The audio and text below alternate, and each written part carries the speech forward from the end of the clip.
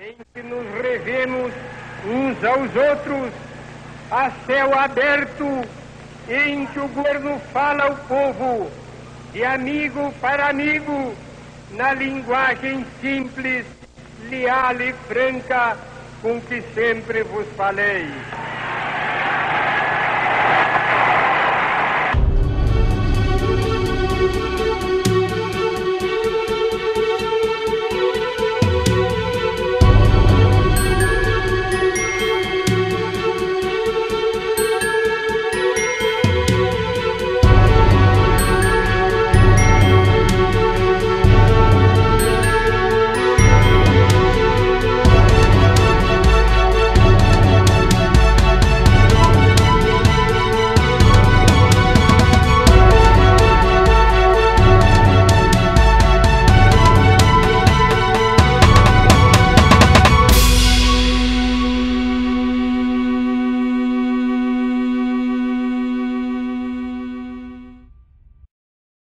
O ano de 1951 foi muito importante no contexto mundial. Mudanças profundas ocorreriam no decorrer da década. O fim da Segunda Guerra Mundial em 1945 trouxe um novo panorama no desenvolvimento econômico. O crescimento industrial, impulsionado por capitais estrangeiros no Brasil, daria um novo rumo ao país.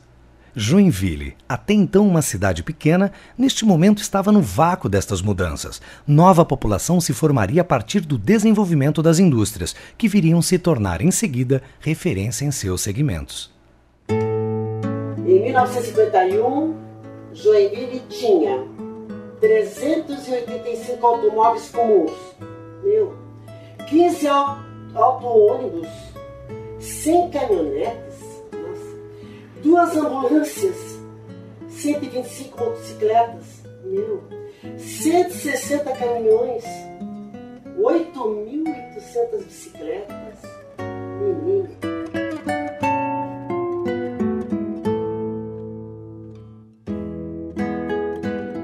Joinville, nesse ano dos preparativos para o centenário, Joinville teve uma transformação radical.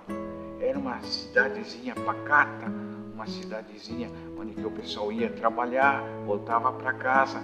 Aquele vai e vem de cidade de trabalho.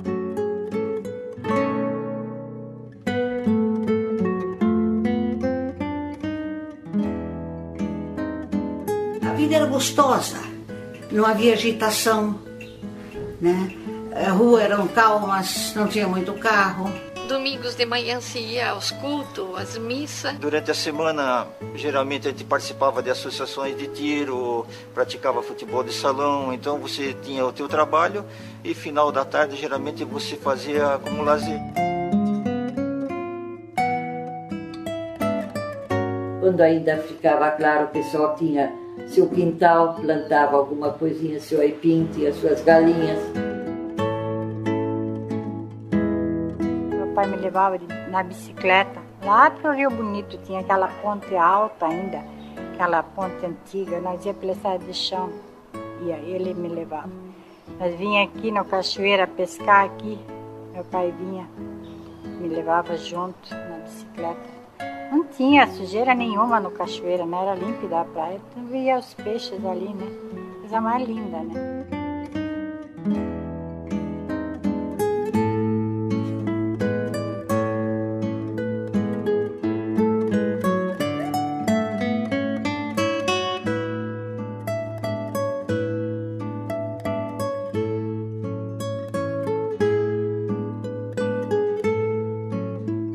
No ano do centenário de Joinville, 1951, e nesse momento histórico, o Rio Cachoeira era o corredor mais importante e era o grande corredor da produção e da ligação de Joinville praticamente com o mundo.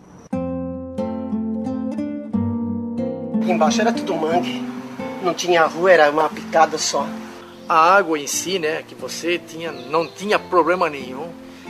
Tinha sabor, você ir lá tomar o teu banho, brincar.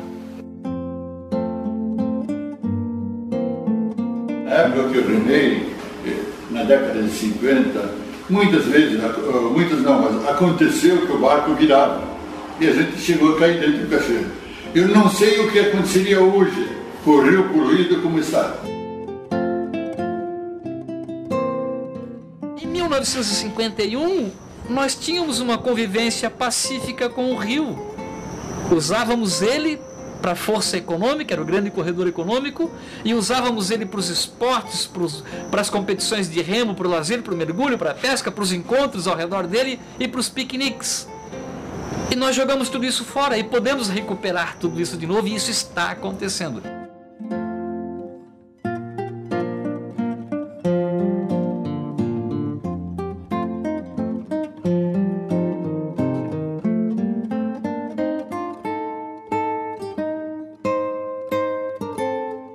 Essa foto aqui representa a minha tia, Helena Trinkslepa, com a primeira bicicleta de Joinville. Algo importante ainda que ocorre na década de 50 aqui em Joinville é que a bicicleta ela era o veículo de todas as camadas sociais da cidade, né? Sob esse aspecto, quando se fala em bicicleta aqui em Joinville nesse período, não existe a estratificação social, A usa, B não usa, não.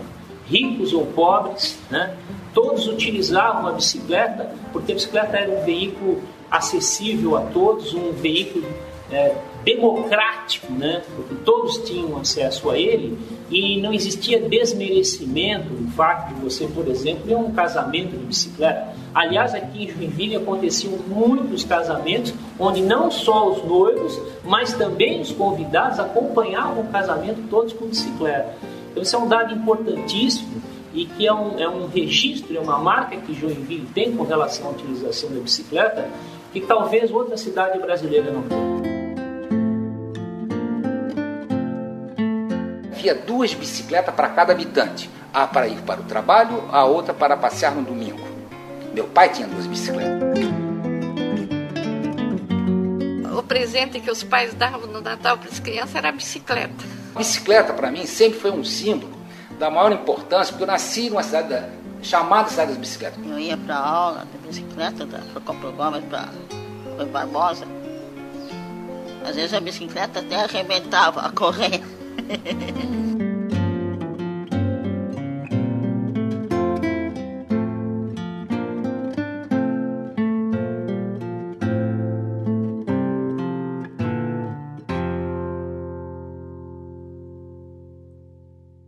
Joinville tinha o Caxias e a América, futebol, era o Fla-Flu de Joinville.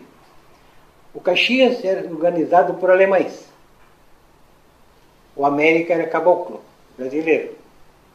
Um ficava na Procópio Gomes e o outro na Coronel Francisco Gomes.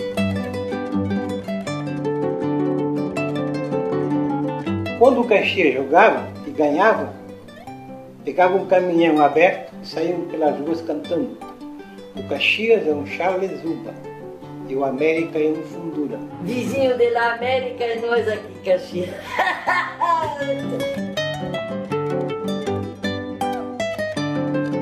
Eles tinham bandeira e nós não. Aí quando eles ficavam balançando, aí o América hoje, hein? Então meu marido ficava.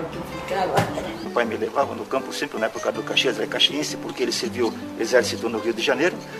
E quando ele veio para Joinville em 47, para 51, o Caxias tinha a mesma camisa, entende? Então ele é botafoguense e nós somos caxiense, entendeu? Tinha muito caxiense aqui na nossa casa. Muito caxiense. Também sou Caxias e Botafogo. É? Por causa do Caxias. Bom, pelo menos os que nasceram em 51 são espertos e inteligentes, né? Pô, realmente.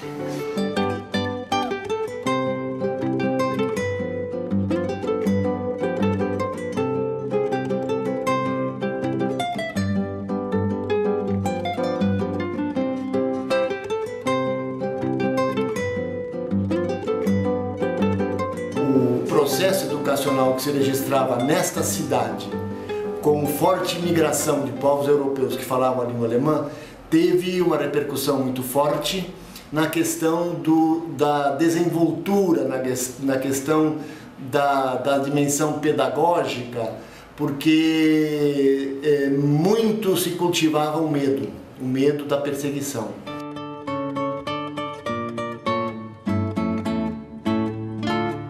chegando na escola, né, daí a língua era diferente, foi difícil a gente começar a falar. Tive dificuldade porque até os meus 9 anos de idade a gente era criado no meio de família que era de origem alemã e a gente entendia muito pouco do português, onde tive uma certa dificuldade para me adaptar. Tinha pessoas que falavam alemão e a gente falava também durante o recreio, né, mas dentro da sala de aula nós aprendemos aí o português, né? Eu estudava em português, nunca estudei alemão.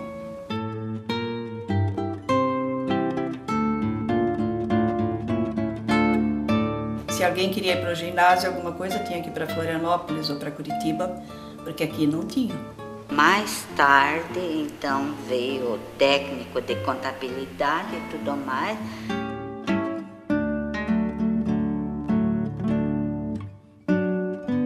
Eu diria assim, era uma educação que se fazia aqui, em solo brasileiro, com bastante experiência trazida por professores alemães que lecionavam aqui. Isso significava que era uma educação muito austera. Tanto é que na época se estudava latim. Eu estudei no Colégio Santos Anjos, estudei muito bem, ali eu só tinha até o 4º ano. Depois de lá a gente tinha que ir no Conselheiro Mafra, porque para completar, né? Aí fazia complementar o 1º e o 2º. Me formando da 4ª série, né, na minha adolescência, eu fui estudar no Conselheiro Mafra.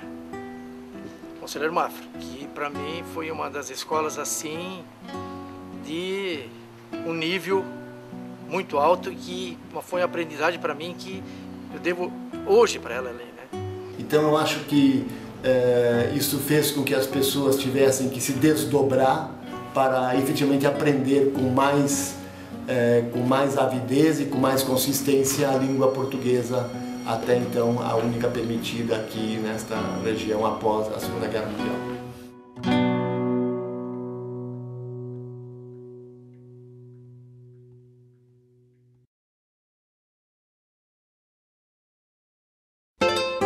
No meu tempo tinha bailes na Lira, na Sociedade Lira, bailes do Caxias, do Palmeiras, do Cachoeira, Clube Náutico, do Atlântico, do Cruzeiro.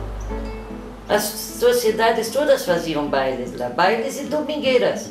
Tinha as domingueiras à tarde, então começava às 2 horas da tarde e às 6 horas as pessoas, os jovens iam de volta, porque se não chegasse logo depois das 6, os pais ficavam muito zangados. Nos bailes que tinha na época, você tinha que saber dançar. E isso existia em Joinville, escolas de dança, pessoas que ensinavam a dançar. No salão, a gente que era mulher, né, não pagava o ingresso, né? Só os homens pagavam. E lá então a gente tinha que dançar com quem viesse, porque não podia dizer não. Negar uma dança a um rapaz poderia ser considerado uma ofensa. Aquela que se mantém indiferente, que não aceitar dançar com os rapazes, não está agindo de forma correta. Se dissesse não, a gente não dançaria 3 marcas em seguida, tinha que ficar sentado. Naquela época, os pais levavam as filhas, quando o pai e a mãe diziam agora está na hora de nós ir embora, a filha não podia ficar. A filha não ia a um baile sozinha.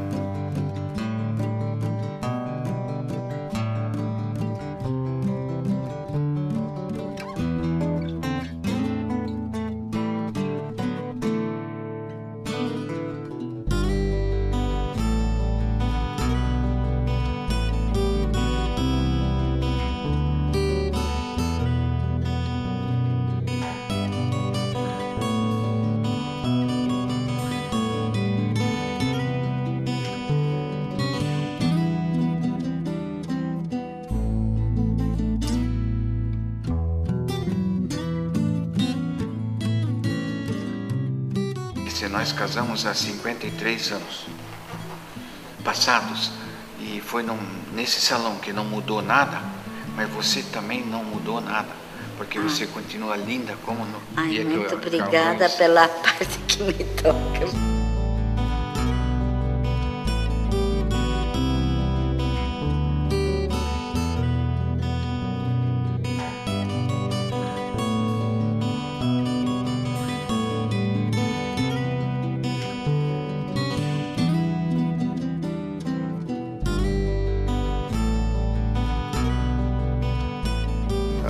exposição de 50 da Jó, ela foi tirar a foto. Essa foto depois se viu um ano do cartão postal da exposição de flores de 1951, no aniversário da cidade.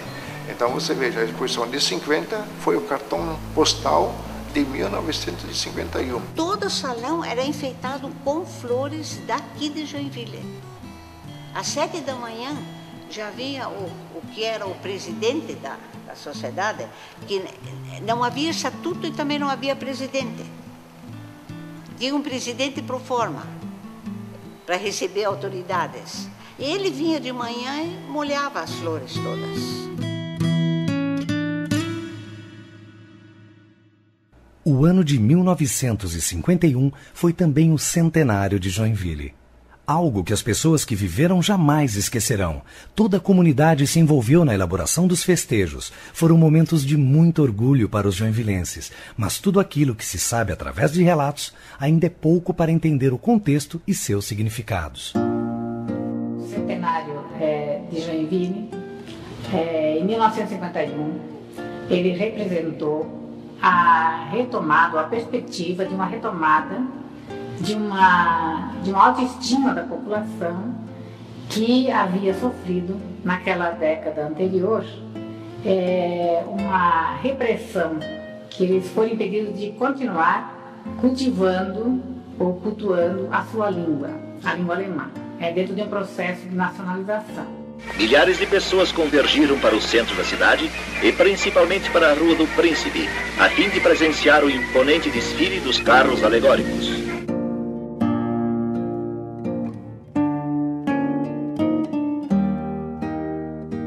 A preocupação maior deles, na época do centenário, era erguer um monumento. Na história de Joinville, temos que nos referir seguramente à obra do Fritz Salt, a estética dele, a forma como ele, a coragem que ele teve de construir esses monumentos, o monumento do imigrante, que é uma obra fantástica dele, é monumental, tanto pelo tema, pela originalidade do tema que fala do imigrante e que traz essa imagem do imigrante assim extremamente original. E o tamanho da obra também, né? E eles ganharam da prefeitura um terreno, né, que é hoje a Praça da Bandeira e o Ginásio dos Esportes.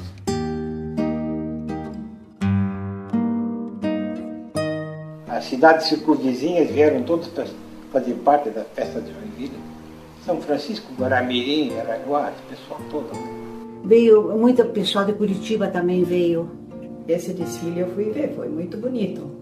O que mais o pessoal comenta, tanto meus avós, meus pais, até meus sogros em Massaranduba, diz que o foguetório era muito grande, que em Massaranduba eles escutaram o foguetório do centenário de Joinville.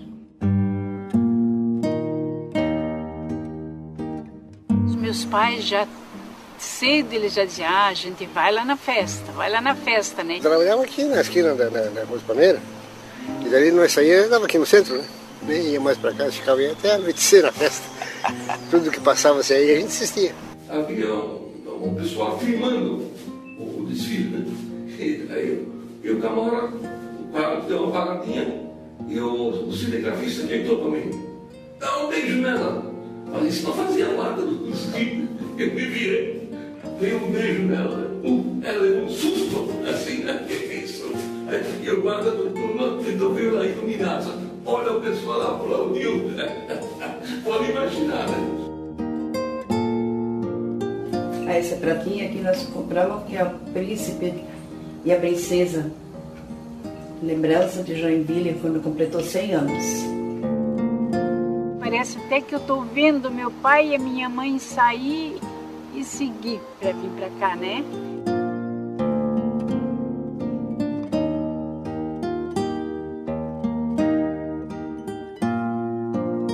Cada dia tinha uma sequência de desfiles, não foram feitos todos no mesmo dia. Foi uma semana de festa. Foi uma festa do povo, realmente.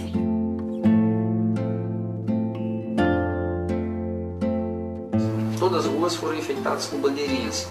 E essas bandeirinhas, quem fizeram foram as senhoras. A gente se reunia com as vizinhas e todo mundo colaborava em dar tecidos, retalhos e fazíamos bandeira de tudo que era jeito, quadradinhas, triangulares. A garotada de bicicleta saía pela cidade para ver a bandeira. Ó, essa aqui é da minha tia, essa aqui é a minha avó que fez, essa aqui é minha mãe que fez. Então era uma coisa comunitária, muito simpática, essa participação que a cidade teve com a festa dos 100 anos de Joinville.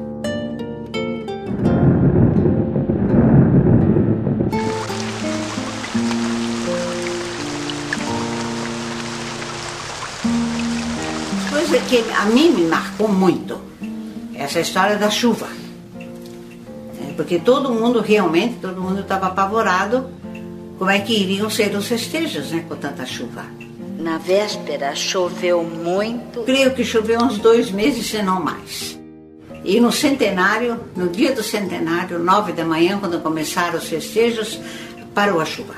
Deus mandou um dia maravilhoso para o dia 9 de março, para que a gente usufruísse bem daquele dia maravilhoso com a festa que a gente preparou com tanto carinho. E todos os dias posteriores ao 9 de março realmente fez tempo bom. Quem não foi assistir o desfile, ouviu o desfile, assistiu o desfile pela radiodifusora de Joinville. Muita gente preferiu ficar em casa assistindo, como hoje se assiste uma Copa do Mundo, né, através da televisão. Naquela época,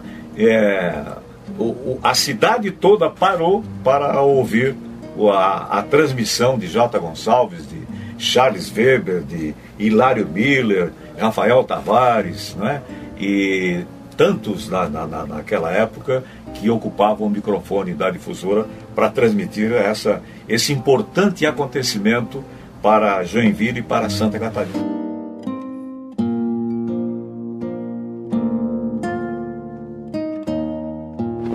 À noite, realizou-se nos salões do Clube Harmonia Lira o grande baile de gala oficial promovido pela Sociedade dos Amigos de Joinville e patrocinado pela Prefeitura Municipal. A ele compareceram o senhor governador do Estado e senhora, secretários de Estado, altas autoridades federais, estaduais e municipais, dos poderes civil e militar e centenas de convidados. Todas as solenidades foram muito bonitas, todas elas. Não só o baile, quanto o concerto, o balé. Cantava a lira muito, né? E eu geralmente sentava aqui em cima.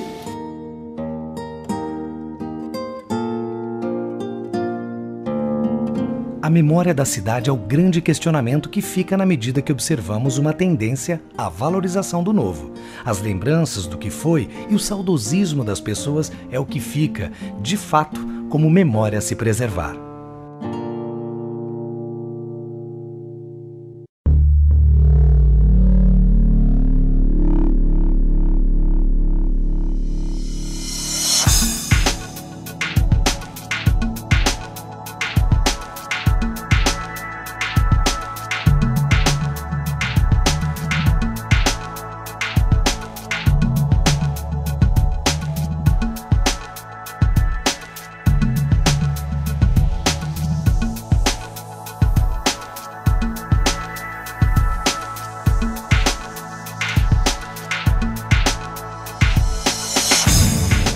Gostaria que essa história continuasse, mas para que essa história continuasse, muitos cuidados precisam ser tomados para que ela realmente seja uma memória viva dessa cidade. Por mais que o progresso tenha que acontecer, que faz parte, mas esse progresso pode ser acompanhado com cuidado e que essas pessoas que contaram essa história, que ainda contam, possam felizes ainda dizer: esta é a Joinville em que eu vivi, ela ainda tem as características da minha cidade.